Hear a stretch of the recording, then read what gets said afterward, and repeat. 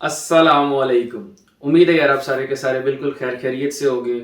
सबसे पहले तो वो सब स्टूडेंट्स जिन लोगों का एमबीबीएस के अंदर एडमिशन हो गया उन सबको मेरी तरफ से मुबारकबाद।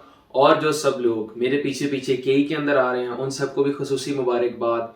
आज की वीडियो आप सब लोगों के लिए एक गाइडेंस बनाई गई है कि जो बच्चा भी एफएससी और एमडी कैट के बाद मेडिकल कॉलेज के अंदर एडमिशन लेता है, अल्हम्दुलिल्लाह 14 फरवरी से आप लोगों की क्लासेस जो हैं वो स्टार्ट हो चुकी हैं, तो उसको क्या क्या प्रॉब्लम्स फेस करने पड़ते हैं और उसका सोल्यूशन क्या है। जस्ट फॉर एग्जाम्पल अगर एक बच्चा आता है मेडिकल कॉलेज के अंदर, वो उसको टेंशन होती है कि भाई नई जगह है, नए लोग हैं, रैगिंग का प्रॉब्लम होगा, बुक्स कौन सी यूज करें, कैसे पढ़ें, क्या करें, एक नया इन्वायरमेंट है, नए लोग हैं। तो भाई इस वीडियो के अंदर आपको हर चीज का सोल्यूशन मिलेगा, तो इस वीडियो को आप लोगों ने एंड तक देखना है।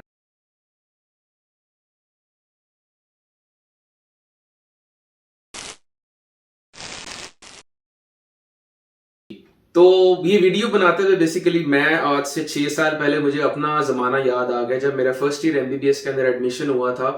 क्लास हमारे केई के अंदर, उलामा इकबाल के अंदर तो होती है 350 लोगों की, और बाकी मेडिकल कॉलेजेस के अंदर 100 लोगों की होती है। इतने ज्यादा सारे लोग होते हैं, सारों ने व्हाइट कोट्स पहने होते हैं। उसके बाद सबको फिर बैचेस में डिवाइड कर दिया जाता है। कोई एनाटॉमी की तरफ जा रहा है तो कोई बायोकेमिस्ट्री की लैब में जा रहा है। आपको अल्फाबेटिकली आपको डिवाइड कर दिया जाता है। कुछ आपके फ्रेंड्स आपके साथ रह जाते हैं, कुछ आपके फ्रेंड्स दूसरे बैच के अंदर चले जाते हैं। लड़कियों का अलहदा बैच बना होता है हमारे यहाँ के अंदर, बॉयज का अलहदा बैच बना होता है। और इसी तरह जो है ना, आपको मतलब ये भी डर हो रहा होता है कि जी सीनियर्स हमारी रैगिंग ना कर दें। और साथ ही आपको टेंशन हो रही होती है कि जितनी बड़ी क्लास है, एक प्रोजेक्टर के ऊपर मैडम पढ़ा रही हैं, तो हमें समझ आ रही है या नहीं आ रही, हम क्या करेंगे ये तो। और जब आप बुक्स लेने जाते हो तो आप देखते हो इतनी मोटी मोटी केएलएम की और गाइटन की इतनी मोटी मोटी किताबें हैं, तो भाई हम कैसे पढ़ेंगे और किस तरह से हम इसको याद करेंगे, और इतने लंबे लंबे पैराग्राफ्स लिखे होते हैं। तो ये सारी की सारी चीजें भाई मैंने खुद भी जो है ना फेस की हैं। आज की वीडियो जो है ना वो मैं स्पेसिफिकली बनाऊंगा कि भाई फर्स्ट ईयर एमबीबीएस के स्टूडेंट से लेकर फाइनल ईयर एमबीबीएस के स्टूडेंट को बुक्स कौन सी इस्तेमाल करनी चाहिए और उसको बुक्स को कैसे सिलेक्ट करना चाहिए। ये चीज बहुत इंपॉर्टेंट है, क्योंकि मैंने जो 5 साल में चीजें एनालाइज की, जो मैंने चीजें सीखी, उस एक्सपीरियंस के मुताबिक मैं आज आपको गाइड करूंगा। ये कुछ स्पॉन्सर्ड वीडियो नहीं है। इसमें मैं आपको ऐसे नहीं कह सकता कि जी इस सब्जेक्ट के लिए आपने बीडी पढ़नी है, इस सब्जेक्ट के लिए आपने जो है ना गाइडेंस पढ़नी है। जिस तरह वो आपने देखा होगा कि मल्टीपल सोर्सेस से आपको मल्टीपल गाइडलाइंस मिल रही होंगी। कोई जमीयत के नोट्स आ रहे होंगे, ये बुक्स ले लो। कोई बंदा कोई नोट्स कह रहा होगा, कोई बंदा कोई पास्ट पेपर्स कह रहा होगा, कोई ग्रुप्स के अंदर कोई और बातें चल रही होंगी, एनाटॉमिकल स्नफ बॉक्स और पता नहीं डायसेक्टर लेके जाओ और नेटवर्क एटलस ले लो। तो बंदा ना बड़ा कंफ्यूज हो जाता है, यार कोई कुछ कह रहा है, कोई कुछ कह रहा है। किसी सीनियर से पूछो, कोई किसी तरफ लगा रहा है आपको, कोई किसी तरफ लगा रहा है। अच्छा, अब इस सब का वजह क्या है? हर बंदे ने ना अपना अलहदा ही सिस्टम बनाया है, और हमें समझ नहीं आ रही होती कि हम करें क्या। कंफ्यूज हुए होते हैं, यार किधर पीछे लगी है, इसकी बात माने या उसकी बात माने, को नोट्स लें, जमीयत की बात माने, बड़ी कंफ्यूजन सी होती है। तो इसमें होता ये है, एफएससी और एमबीबीएस के अंदर सबसे बड़ा फर्क यह है कि एफएससी में आपकी 6 किताबें, पेट किताबें जो आपने पढ़नी, चाहे आप मरी में बैठे हो, चाहे आप कराची में बैठे हो, आपने पढ़नी वो किताबें ही हैं जो आपकी होती हैं text book boards, Punjab text book board की। ठीक है, बायो की एक ही किताब है, फिजियो की है, फिजिक्स की एक ही किताब है, केमिस्ट्री की एक ही किताब है। ठीक है, सारे ने उसी को रट्टा लगाना होता है, सारे उसी को रट्टा लगा रहे होते हैं। जब आप आ जाते हैं ना एमबीबीएस में, हर सब्जेक्ट की बुक्स होती हैं डिफरेंट, हर बुक्स का ऑथर होता है डिफरेंट, और हर बुक्स का स्टाइल होता है डिफरेंट। कुछ बुक्स में पिक्चर ज्यादा बनी होती हैं, कुछ बुक्स में रट्टा होता है, कुछ बुक्स छोटी होती हैं, कुछ बुक्स मोटी होती हैं। अब सवाल ये पैदा होता है, हर बंदा डिफरेंट बुक्स क्यों पढ़ता है? सबसे पहली चीज आपने अपने ज़हन में ये क्लियर रखनी है कि कोई शख्स भी अगर ये कहे कि जी इस सब्जेक्ट को पास करने के लिए ये बुक मस्ट है, तो वो एक नंबर का झूठा इंसान है। जस्ट फॉर एग्जाम्पल, अगर कोई शख्स ये कहे कि जी इस सब्जेक्ट को यही बुक कवर करती है, तो वो सबसे बड़ा झूठ है। क्यों? क्योंकि मेडिकल की फील्ड के अंदर एक सिलेबस होता है और उसको कवर करने वाली डिफरेंट बुक्स होती हैं। एम्ब्रियोलॉजी के लिए केएलएम भी है, लैंगमैन भी है, इसी तरह फिजियोलॉजी के लिए गाइटन भी है, गनोंग भी है। There is no hard and fast rule. जरूरी नहीं है कि जो शख्स जो है गाइडन पढ़े तो उसी ने ही टॉप करना या उसी की ही डिस्टिंक्शन आनी है। जस्ट फॉर एग्जांपल, मैं ईएनटी के अंदर एक बुक कॉमनली लोग यूज करते हैं, उसको कहते हैं ढींगरा। जब आप 4th ईयर में आएंगे तो आपको पता चलेगा। मैंने ढींगरा नहीं पढ़ी। एक वो बुक थी जो पूरी क्लास ढींगरा पढ़ती थी, मैं दूसरी बुक पढ़ता था, उसका नाम था उदयपुर, वो मैं अकेला पढ़ता था और मेरे अकेले का सिल्वर मेडल है। तो भाई there is no hard and fast rule. आपने ट्रक की बत्ती के पीछे नहीं लगना कि सारों ने अगर बीडी खोली है तो मैंने वही पढ़नी है, सारों ने अगर हार्पर खोली हुई है तो मैंने वही पढ़नी है। इस वीडियो के अंदर मैं आपको 4 से 5 चीजें बताऊंगा कि भाई आपने जो बुक चूज करनी है अपने सब्जेक्ट के लिए वो कौन सी बुक होनी चाहिए, और उसके बाद आपके अगर वो कैरेक्टरिस्टिक्स फॉलो होते हैं उस बुक के अंदर, अल्लाह का नाम लेके उस बुक के पीछे लग जाए। अब हम एग्जाम्पल इस तरह लेते हैं कि फॉर एग्जाम्पल मैंने एनाटमी की ग्रॉस एनाटमी पढ़नी है लोअर लिम्ब की, ठीक है। तो मेरे पास डिफरेंट बुक्स आ गई। मेरे पास बीडी चौरासिया पड़ी है मेरे सामने केएलएम पड़ी है, मेरे सामने स्नेल पड़ी है और मेरे सामने ग्रेज एनाटमी पड़ी है। अब करना उसके अंदर मैंने ऐसे, मैं ये सोच रहा हूं कि यार मैं कौन सी किताब पढूं, चारों पढूं या कोई एक पढूं, ठीक है। कुछ बच्चे बीडी शुरू कर देंगे, कुछ स्नेल शुरू कर देंगे, कुछ केएलएम शुरू कर देंगे, और कुछ ऐसे बेवकूफ होंगे जो स्विच करते रहेंगे, कभी इसको देख लिया, इससे समझ ना आई, उसको पकड़ लिया, उसको पकड़ लिया। आपने करना ऐसे है कि सबसे पहले आपने ये देखना है कि आप एक बुक पढ़ते हैं, क्या आपको उसकी समझ आ रही है।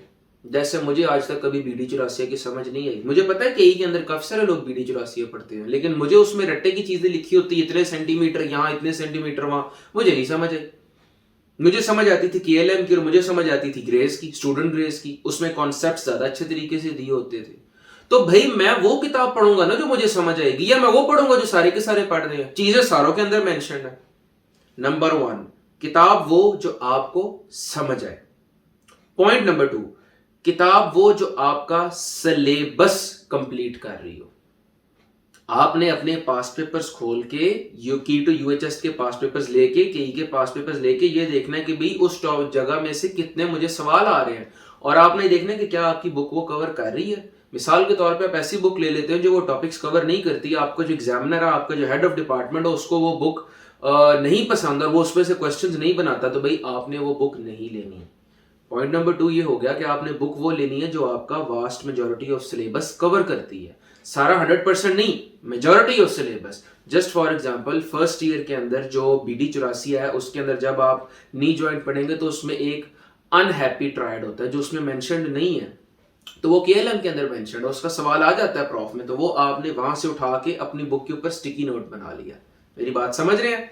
पॉइंट नंबर 2 ये हो गया कि हमने बुक वो लेनी है जिसके अंदर सारी की सारी majority of the syllabus mentioned है, और जो चीजें मेंशन्ड नहीं है उससे हमने स्टिकी नोट बना के उसके अंदर लिख ले ताकि हमारी बुक हो जाए कंप्लीट। पॉइंट नंबर 2 ये आ गया।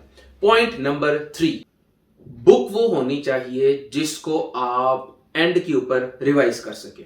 जस्ट फॉर एग्जाम्पल अभी मेरे पास पूरा साल पड़ा है तैयारी करने के लिए, मैं अगर एक इतनी मोटी बुक उठा लेता हूं, मैं उसको सारा A to Z पढ़ लेता हूं, पेपर के आखिरी दिन मैंने वो सारा कुछ रिवाइज करना है। अब सवाल ये पैदा होता है कि भाई क्या मैं आखिरी दिन में वो सब कुछ रिवाइज कर सकता हूं।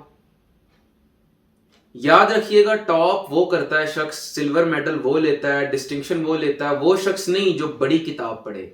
शख्स वो लेता है जो एंड पे उसको रिप्रोड्यूस ज्यादा कर सकता है, जिसको एंड पे याद ज्यादा रहे। फॉर एग्जाम्पल 2 स्टूडेंट्स हैं, एक वो बच्चा है जो इतनी मोटी किताब लेके उसको A to Z एक दफा पढ़ता है, ठीक है, वो एंड तक पहुंचता है, उसको शुरू से भूल जाती है। एक स्टूडेंट बी वो है जो छोटी किताब पढ़ के उसको बार बार रिवाइज करता है, उसको सारी की सारी याद रहती है। पेपर में स्टूडेंट बी की परफॉर्मेंस ज्यादा अच्छी होगी।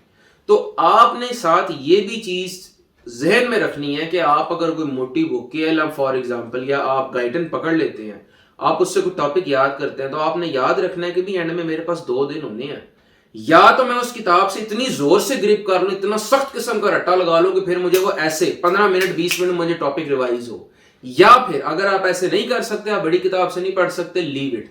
जस्ट लाइक मी, मैं बड़ी किताब से रिवाइज नहीं कर सकता था, मैंने नहीं किया। बहुत से बच्चे मैंने ऐसे देखे मोटी किताब पकड़ के ये सोच के कि मैं बड़ी किताब से पढ़ूंगा, मैं टॉप करूंगा, कर लेते हैं, एंड पे रिवाइज नहीं होता, फेल हो जाते हैं। तो भाई किताब वो तीसरे नंबर पे इंपॉर्टेंट चीज है, किताब वो होनी चाहिए जो आप आराम से रिवाइज कर सके बार बार, और आप उसको अच्छे तरीके से रिप्रोड्यूस कर सके। कहने का मकसद ये कि किताब आपकी वो हो जो आपको एंड पे ईज आउट करे। देखिए ना, आप सारा साल किताब पढ़ते हैं तो उस किताब का काम है आपको पास करवाना और आपको रिलैक्स रखना।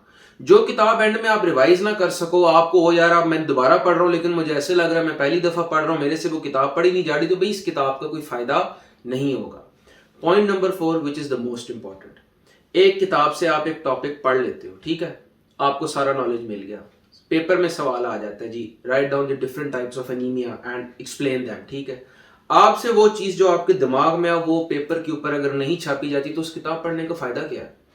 आप उसमें जितने मर्जी रिसर्चेस पढ़ लो, आर्टिकल्स पढ़ लो, नेट से निकाल लो, आप उसमें पता नहीं अन्य वाह चीजें पढ़ लो, जब आप वो चीज पेपर पे ही नहीं अपने प्रोड्यूस कर सकते उस किताब का कोई फायदा है। तो भाई चौथा पॉइंट ये होगा, किताब वो होनी चाहिए जो आप पढ़ो, आपके दिमाग में जो, और वहां से आप अपने पेपर के ऊपर छाप सको, उसी किताब का फायदा है।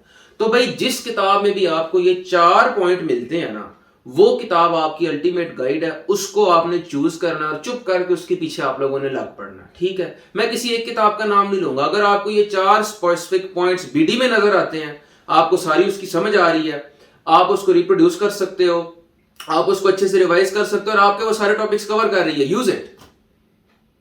अगर आपको ये चीजें ग्रेस एनाटॉमी में मिलती हैं, यूज इट। अगर आपको लगता है बीडी के साथ में नेटर का अगर कॉम्बिनेशन बना लूं, नेटर एटलस का, मेरी सारी प्रॉब्लम सॉल्व हो रही है, देन यूज इट। लेकिन ये 4 चीजों को ना, जो किताब इस क्राइटेरिया पे फॉलो करती है, भाई आपने वो वाली किताब यूज करनी है, दैट्स इट। अब आपकी सारी की सारी प्रॉब्लम सॉल्व हो जानी चाहिए भाई। हार्पर करें, मुश्ताक करें, सत्या करें, लिपिनकॉट करें, फिजियो के लिए क्या करें, ठीक है। तो ये 4 चीजें बहुत इंपॉर्टेंट है। अब हम सेकंड हाफ के अंदर, वीडियो के अंदर, वो सारी की सारी किताबों के बारे में बात करेंगे जो कॉम्बिनेशंस मैंने यूज किए। मैंने इन 4 क्राइटेरिया के ऊपर जो कॉम्बिनेशंस मुझे बेस्ट ये लगते थे, मैंने फर्स्ट ईयर के अंदर यूज किया, अल्हम्दुलिल्लाह मेरे मार्क्स बहुत अच्छे आए और फिजियोलॉजी के अंदर मेरी डिस्टिंक्शन भी थी। तो now I will be telling you those things.